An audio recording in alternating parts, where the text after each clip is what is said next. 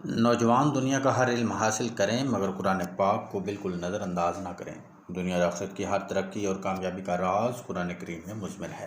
سورہ بقرہ کی آیت نمبر 18 اور 19 کے مطابق انسانی تخلیق کے ابتدائی مراحل میں یہ طے ہو جاتا ہے کہ پیدا ہونے والا انسان کیسا ہوگا، گورا ہوگا یا کالا، لمبا ہوگا یا چھوٹا، اس کی دیگر خصوصیات کیا ہوں گی وغیرہ۔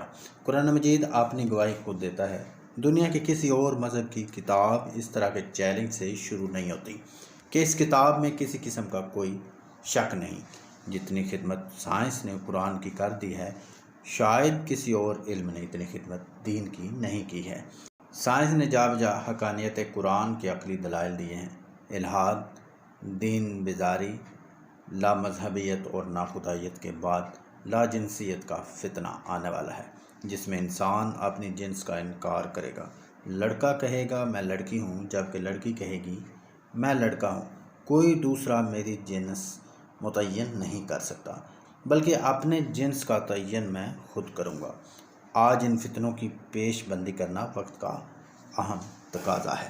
سائنس بتاتی ہے کہ تیسرے ہفتے میں رحم مادر میں کان کا پردہ بنتا ہے اور چوتھے ہفتے میں آنکھ کا پردہ بنتا ہے۔ قرآن مجید میں ہر جگہ کان کا ذکر پہلے ہوا ہے اور آنکھ کا بیان بعد میں، کیونکہ رحم مادر میں انسان کی تخلیق کے مراحل میں پہلے کان بنتے ہیں اور بعد میں آنکھوں کی تشکیل ہوتی ہے۔ یہ علم کیسے قرآن میں آ گیا؟ اگر خدا نہیں ہے تو پھر کون ہے جس نے آج سے 1450 سال قبل قرآن میں یہ حقائق بیان کر دیے؟ یہ بات مسلمہ ہے کہ قرآن مجید میں 7ویں صدی عیسوی میں بیان کیے گئے سائنسی حقائق کسی انسانی کاوش کا نتیجہ ہرگز نہیں ہو سکتے، بلکہ یہ ناقابل تردید حقیقت ہے کہ ایسے تمام فیکٹس خدا نے اپنے پیغمبر پر آشکار کیے ہیں۔ ڈاکٹر کیت مور کہتا ہے کہ سورہ زمر کی آیت نمبر 6 کے مطالعہ نے مجھے حیرت میں مبتلا کر دیا کہ کیسے قرآن نے 1450 سال قبل مرحلہ وار انسانی تشکیل کی تفصیلات بیان کر دی۔ لازم ہے کہ ہم اپنے مسائل کا حل قرآن مجید کو پڑھ کر نکالیں۔ قرآن مجید کا آغاز ہی اس حقیقت سے ہوا ہے کہ اس میں کوئی شک نہیں۔ 1941 سے پہلے تک سائنس کو یہ معلوم نہ تھا کہ انسان کی پیدائش کا عمل کیا ہے اور یہ کس طرح انجام پاتا ہے، جبکہ آج سے 1450 سال پہلے اسلام نے یہ تمام معلومات قرآن کے ذریعے انسانیت کو عطا کر دی تھی۔ مسلم دنیا آج سے 1450 سال پہلے مراکز علم سے منور تھی، جبکہ 1915 تک سائنس وہیں رکی ہوئی تھی کہ کائنات متحرک نہیں بلکہ جامد ہے۔ اولاد بیٹا ہوگا یا بیٹی، اس کا تعین عورت کے سیلز نہیں کرتے بلکہ مرد کے سیلز کرتے ہیں، اور جو لوگ اپنے بچوں کی دوسری شادی کرتے ہیں کہ بیٹا نہیں ہو رہا، ان سے فرمایا کہ بہو نہ بدلو بلکہ بیٹا بدلو، کیونکہ اس میں عورت کا عمل دخل نہیں ہوتا۔ دین کا سفر شروع بہت لوگ کرتے ہیں مگر سفر میں مشقتیں آتی ہیں۔ منزل تک وہی پہنچتا ہے جو ہمت نہیں ہارتا، بھٹکتا نہیں، ثابت قدم رہتا ہے۔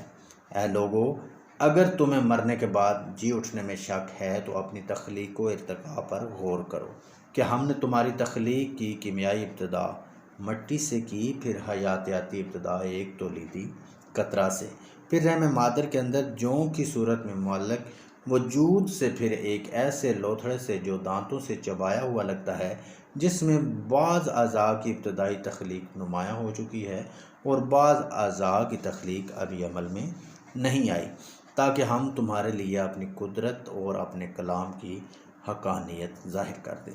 سورہ حج کی آیت نمبر 5 میں انسان کی تخلیق و ارتقاء کے تمام مراحل کا تفصیلی ذکر کیا گیا ہے۔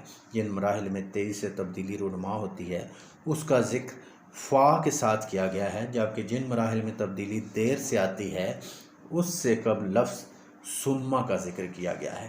موجودہ سائنسی تحقیقات اس بات کا ثبوت ہیں کہ 1400 سال پہلے ہی قرآن پاک میں انسانی ارتقاء کی تمام منازل کو بیان کر دیا گیا ہے۔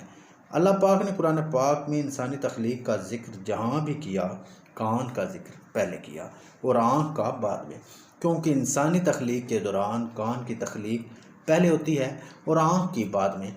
آج سائنس یہ کہتی ہے کہ انسانی تخلیق کے تیسرے ہفتے میں کان کے پردے کی تخلیق کا آغاز ہو جاتا ہے اور تخلیق کے چوتھے ہفتے کے آغاز سے آنکھوں کی تخلیق کا آغاز ہو جاتا ہے۔ اس معمولی سے فرق کو بھی قرآن پاک میں 1400 سال پہلے واضح کر دیا گیا تھا۔ ڈاکٹر کیرتھ مور اپنی کتاب کی ابتدائیہ میں لکھتے ہیں کہ 7ویں صدی عیسوی میں یہ بات ممکن ہی نہیں تھی کہ سائنسی تحقیق کے ذریعے انسان کے ارتقاء کی منازل کو اس قدر تفصیل سے بیان کیا جا سکتا ہے۔ یہ صرف وحی ربانی ہی تھی جس کو حضرت محمد صلی اللہ علیہ وآلہ وسلم پر اللہ رب العزت نے نازل فرمایا۔